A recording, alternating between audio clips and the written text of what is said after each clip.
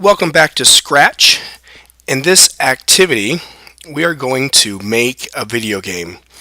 So in the other activities, we designed some animation, maybe made some little holiday card or seasons card. Maybe you're thinking I could have my students animate stories or these other kind of things. But some students really will gravitate towards making a video games. And you can still add that or make that in like an elementary language arts class or maybe a science class. You can make a game based on your content. So I'm just going to show you a simple game. It's a Flappy game.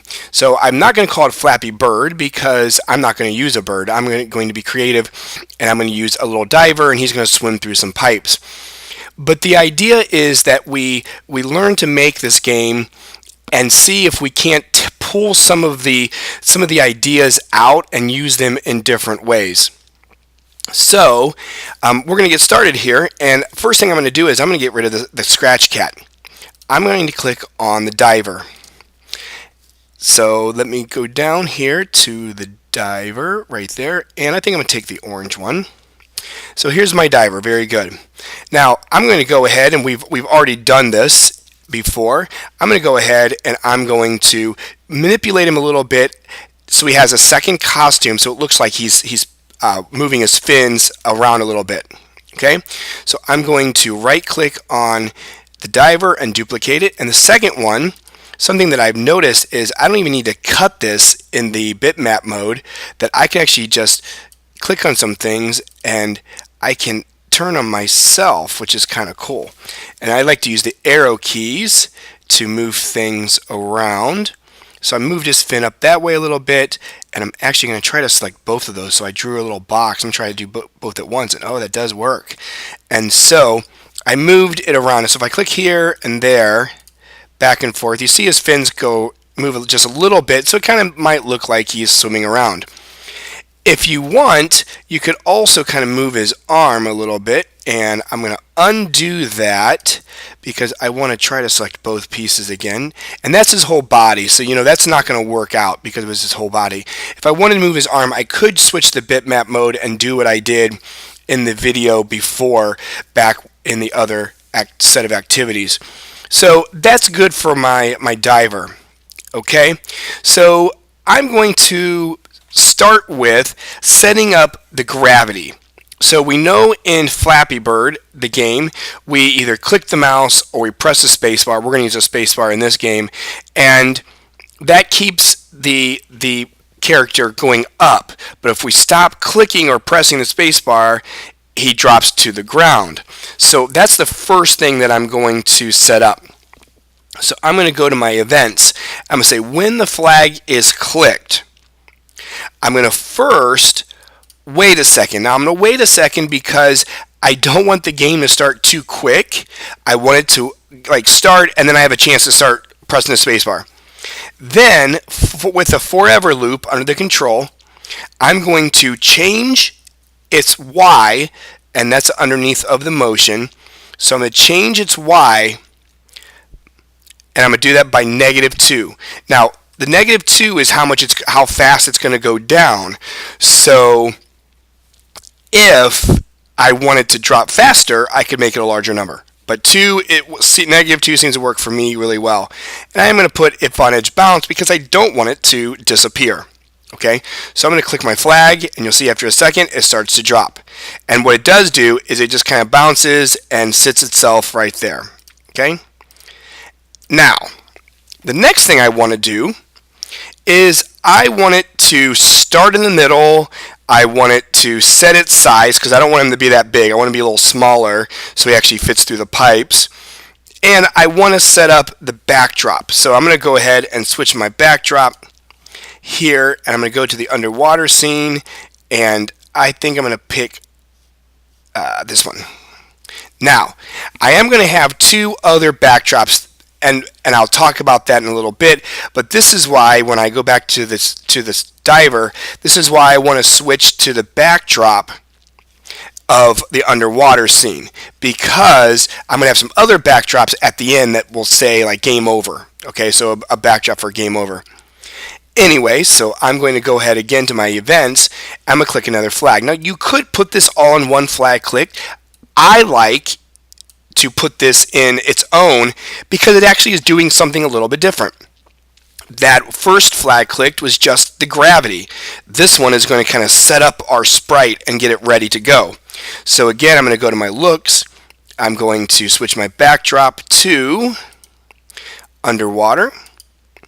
And I'm going to switch my size because I'm going to change my size, or actually I'm going to set my size. I don't want to change it, just want to set it. And I think I'm going to try 50%. And let's see what that looks like. I'm going to double click on this. That's a little too small. Okay, I'm going to put 75%. So you just see how I'm testing these out. Oh, that looks good there. You'll test your own out. It depends upon your sprite how big you want it to be. Now, I'm going to also put a show, and that's because when the game is over, we're going to hide the diver, and if I don't show him up, you won't see him and you won't be able to play the game. The last thing we're going to do is we're going to go back to the motion and go to the X and Y, and I wanted to start in 0, 0, that coordinate grid right in the middle, so he's going to start right there. Okay, and really the diver's only going to go up and down. He doesn't go forward and back. Could you make him do that? Well, yes, you could, but Flappy Bird is just pressing a spacebar to make him go up. Gravity pulls him down. He tries to get through the different pipes. Okay, so we have started this. We have it set up, ready to go. We have gravity. Well, what do we need to do next? Well, we need to tell it when I press the spacebar to go up. So I'm going to go to the motion and say change my Y. Remember, the gravity made it go down with a negative. I'm going to make it a positive. Now, in my experience doing this in the classroom, I found 30 works really well. But what you're going to want to do is you're going to test this out. And again, sometimes it needs to be a bigger number, sometimes it's a lower number.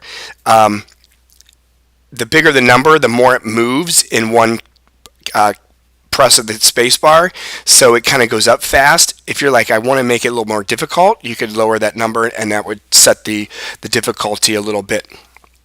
Next, I'm going to go ahead and say if on edge bounce, because if I don't want him to get stuck up top either. I want him to not go past the edge here. I'm going to have him switch his costume because I want him to look like he's swimming. And I think I'm also going to play a sound.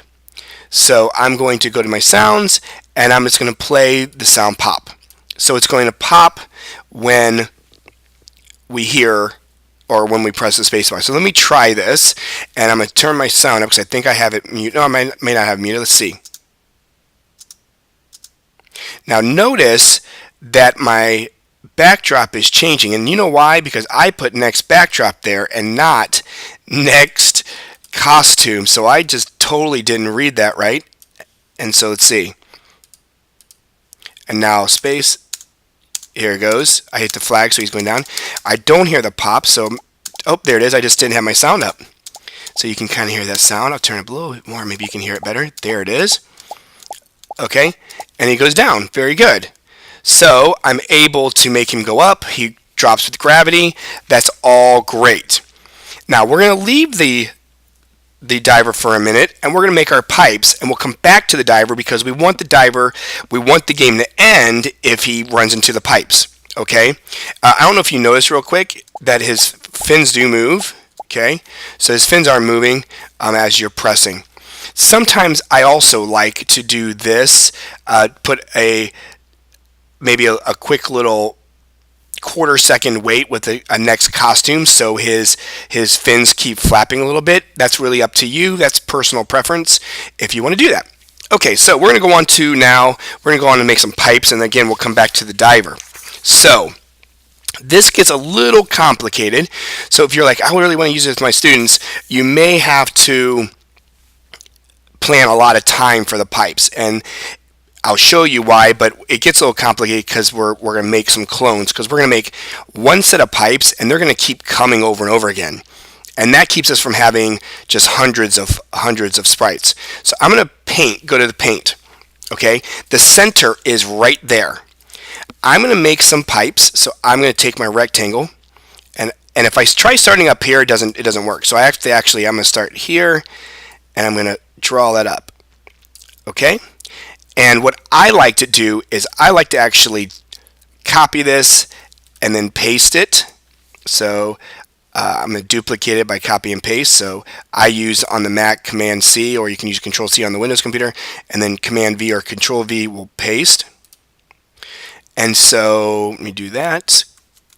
Okay, I just did it, and I'm going to drag it straight down. Sometimes what I like to do is line it up like this, because sometimes I will get it not lined up and it looks kind of weird.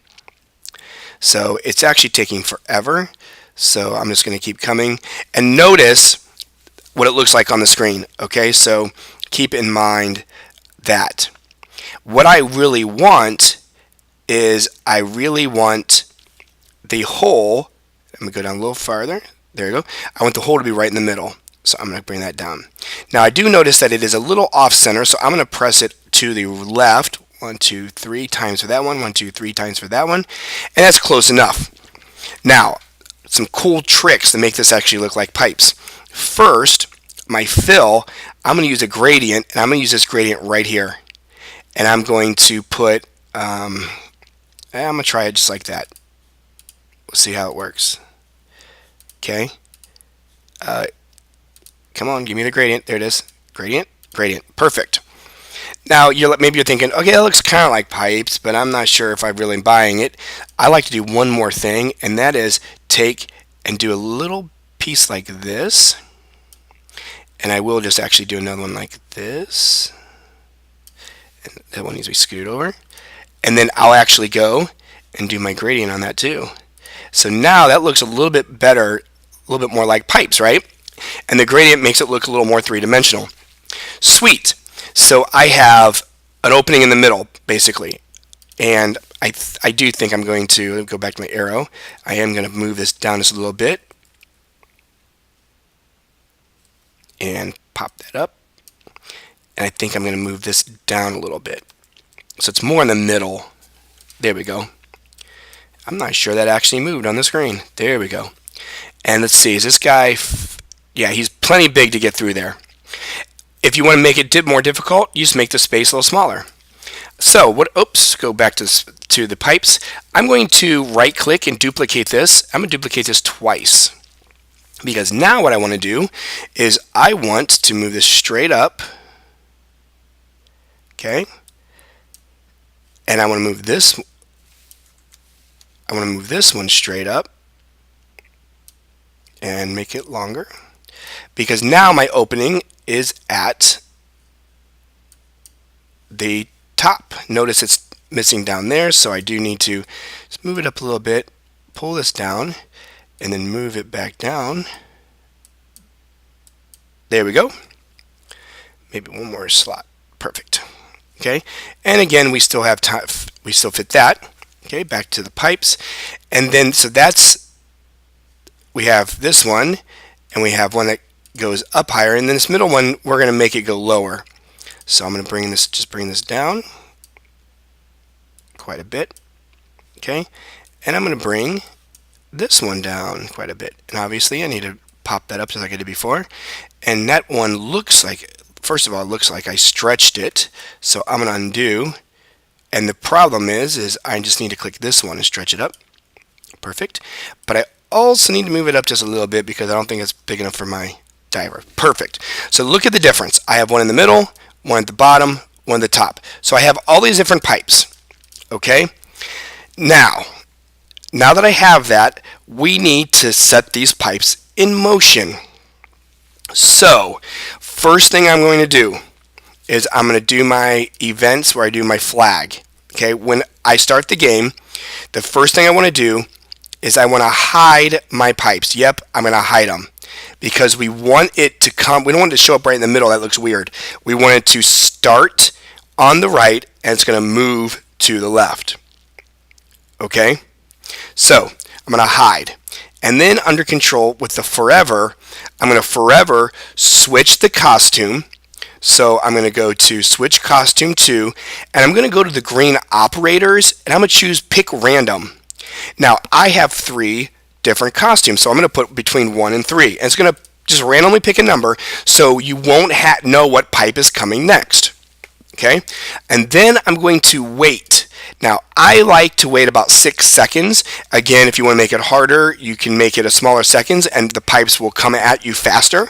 You want to make it easier, you make the seconds higher. And then I'm going to go down to create a clone of myself. And the myself is the sprite itself. And I also have noticed that I don't have this name. I'm going to call this pipes. Okay, you don't really have to name the sprite. I like to name the sprite just because. So when the game starts, it's going to hide the pipe. It's going to pick a random costume, wait 6 seconds, and then create a clone of that sprite, that costume. Okay? Now we're going to do two different things with this clone. First, we're going to make it move. So I'm going to use a little event here that's underneath in the controls that says when I start as a clone, the first thing I want to do is I want to start this thing way over on the right. So I'm going to say 300x and 0y because I don't want it to move up or down. Then I'm going to go to the looks and I'm going to say show. I want it to show up then because it's way over on the edge. Next, I'm going to go to the motion. I'm going to have it glide. And where am I going to glide it to? I'm going to glide it to negative 300 y0. We might have to tweak this depending upon how it looks in just a moment. And the speed of the pipes, not how many of them, but how fast it moves across the screen, is dictated right by this glide. So I'm going to put an 8 in there. Okay? Then once it gets over to this position, I want to go back to the control and I want to say delete this clone. So it's going to make a clone, move across the screen, and then delete. That's its sole purpose right here. So let's take a look and see what this does. And don't worry if my diver hits the pipe because it's not working yet as far as stopping the game. So waits for 6 seconds. That gives us time to get going, know where we're at, and here they come. And you can see how fast that is. Now I like how it came over on the right. Let's see how it goes away on the left. Okay. Now do you see how on the left it kind of hung out there for a minute?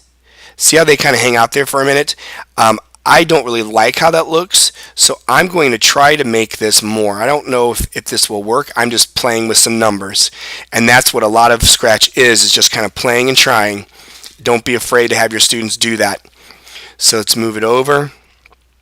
Let's see how it looks when it gets to that left edge. I don't want it to show up. I want it to kind of hide.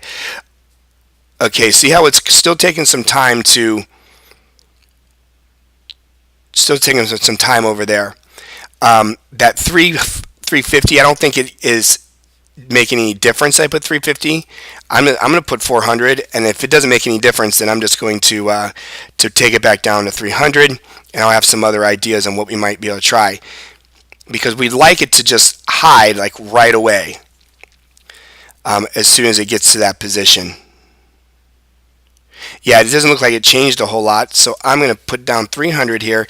I'm actually going to go back to the looks, and I'm going to try hiding right before I delete the clone. And again, I play around with this, and every time I make it, it seems to be a little bit different. Every time I work with students, the different things seem to be different because of how our pipes are, because of how that little top part was. And that really didn't change a whole lot, but you know what? I'm going to leave it go for now because it's really not that big of a deal. I do like how spaced out they are. If I wanted them to be more spaced out, then I would have to change my weight right here to be a larger number. Okay? Most of the time you're going to be looking at the pipe that's coming at you, so you're not going to be paying attention to these pipes over on the left. Okay. Now, what I want to do is I want to go back to the diver and I want to tell it if it touches the pipes that I need to end the game. So let's first not go to that. Let's actually go to one we make, and I'm just going to simply put in caps game over. And what I do like about the new version of Scratch is it does give me lots of choices. I'll make that nice and big. Let's try to center it because center's right there. And that's actually my whole backdrop. I'm going to call this backdrop game over. Here it is. Game over. I'm actually going to get rid of this one because I don't need it. And so when the diver hits the pipes, it's going to say game over. So how do I do that? Well, I'm going to do another flag clicked. Move this one over there. And when the flag is clicked, it's going to check to see if it's touching the pipes. Now, if I just put under the control, if I just put an if, and I say if, and under the green, I'm sorry, the red, because it's sensing, if I'm touching pipes, then what do I want it to do? I want it to switch the backdrop to game over. So switch backdrop to game over. I want it to hide, and then I want it to, did not put it in it, come on, there we go. Then I want it to stop all scripts, right there it is, okay? Now, if I play this, watch what happens. So I'm just going to fly around, you can hear my popping. I'm going to purposely run into the pipe. Look, it didn't work. You know why it didn't work? Because when the flag was clicked, it checked if it was touching a pipe, and it only checked one time. It only checked one time. It wasn't touching a pipe, so it just ran through that and it was done. So what I have to do under the control is put a forever around it, and that's not where I want it. I want the forever to be up here. Perfect. Now watch. It's going to keep checking forever. It's going to keep checking. Am I touching the pipes? Am I touching the pipes? Am I touching the pipes? Let's see. Okay, sweet. Now I feel like before we stop the play, I feel like I need a sound. So I'm going to play a sound right on top because I wanted to have time to play the sound before it stops everything. And I'm actually going to I'm going to go to sounds. I'm going to get myself another sound that I want to use. So you can hear them play. And that's not the one I don't think I want. There's a clank one that I like.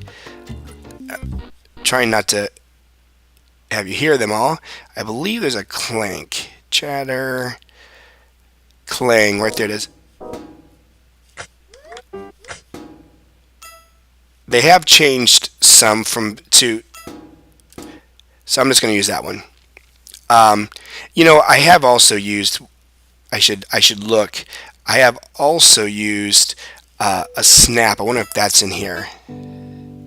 Trying not to have you hear everything. Snap. That's the one I like to use. So I'm going to give it a clink. Okay. So I'm going to go back to my code and I'm going to tell it to play the clink. The snap. So when it game over, it's going to snap at me. Okay. So let's see how this goes. See if I can play this. We're almost done. And you will have fun as you're making this playing with it. I think I might change and add a next costume to my space bar so that way it looks like he's swimming more. Now what happens if I do this? Just like that. Perfect. Okay, I love it. So I'm actually going to put a quick quarter-second wait. 2.5.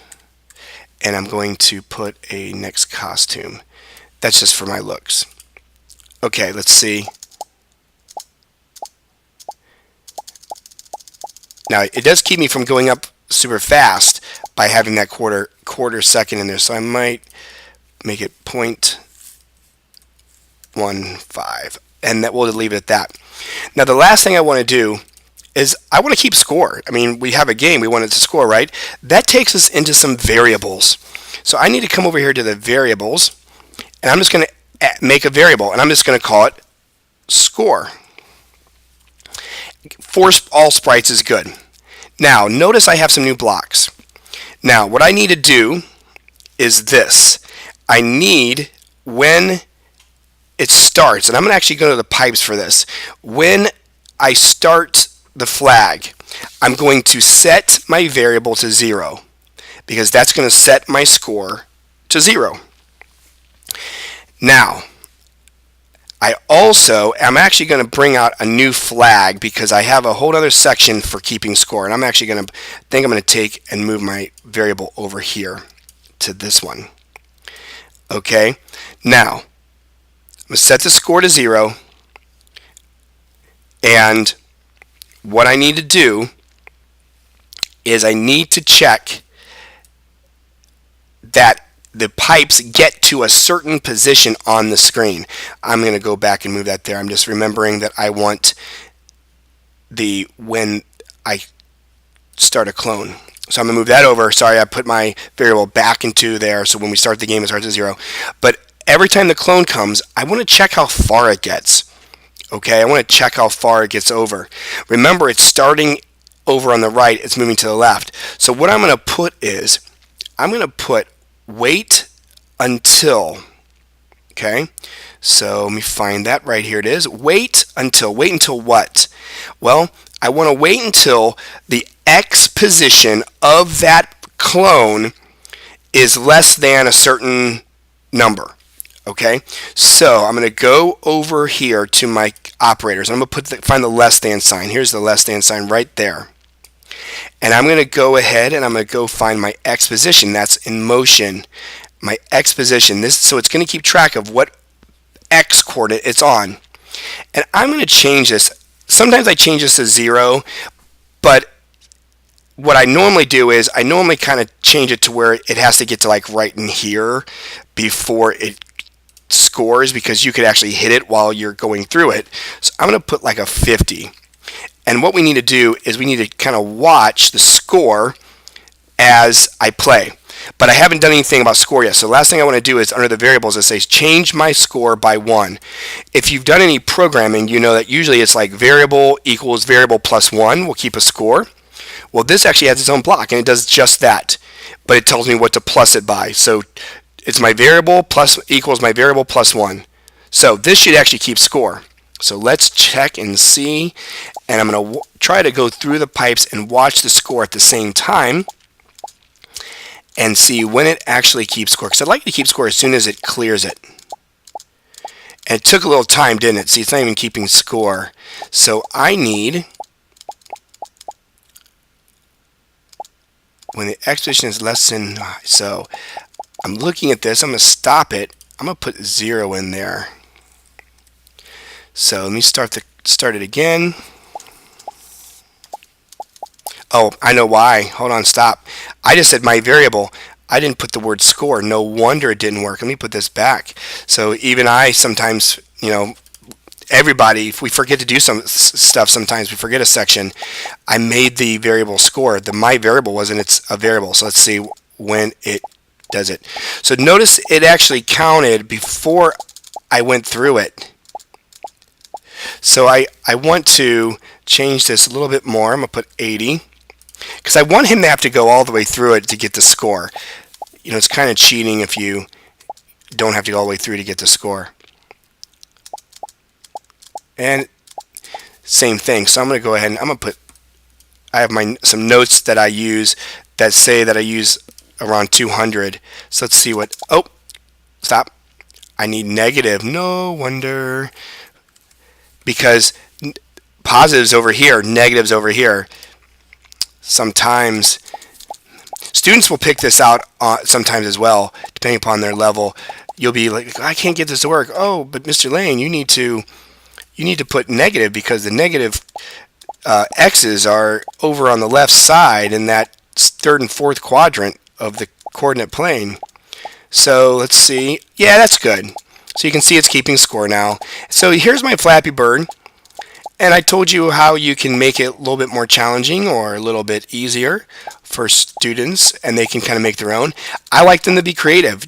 Don't have to make a bird and make it look like just like Flappy Bird. Make it your own. And notice it's keeping score. So I'll go ahead and run in here, and there I am. One last thing I'd like to show you is if I click the score here, if I right-click it, I can just say large readout, and it's just a number.